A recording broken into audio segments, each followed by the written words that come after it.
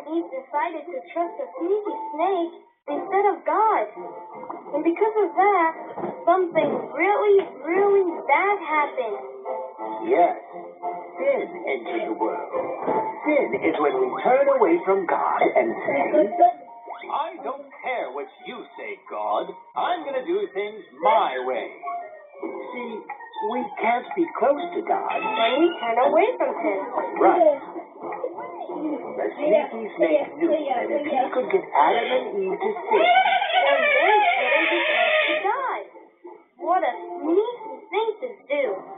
sneaky and bad, because sin gets us into trouble. This sign says God's way, but that way looks better. I'm going to go my own way.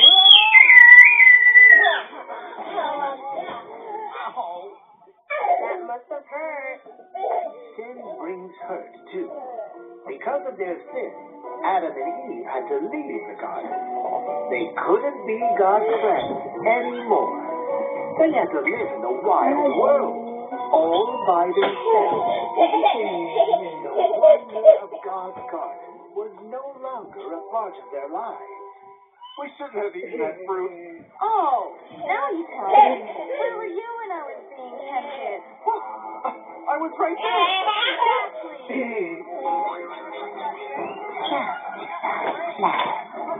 God was very sad to see Adam and Eve living apart from Him because of their sin, and to eventually see sin spread to their kids, and then their kids, and then their kids. Sin wrecked everything. It did. But guess what? God had a plan for us. Oh, good. Oh, triple good. What was it? A rescue plan. God had a plan to make things right. You mean by sending Jesus? Yes, to save Adam and Eve and their kids, and their kids' kids, and their kids' kids' kids, all the way down to us. Yippee! God's plan saves us from three things: the stain of sin, the power of sin, and the presence of sin. What does that even mean? First, He wants to save us from the stain of sin.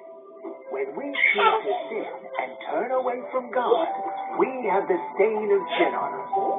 But Jesus washes away our stain of sin and changes us into people Who wants to be close to Him? right. Second, God wants to save us from the power of sin. The more we sin, the easier it is to keep on sinning, and soon sin takes over our lives. But Jesus gives us the power to ignore the whispers of sin and live with peace and joy and love. That's way better than sin. It sure is. And third, even though God saves us from the stain of sin and the power of sin, we still live with the presence of sin. The presence of sin means we still live in a world where sin is all around us. Tears and hurt, selfishness and meanness. God wants to save us from the presence of sin. How? When the time is right, God will make it so His family can live in the wonderful world the way He meant it to be. But when will that happen? We don't know yet.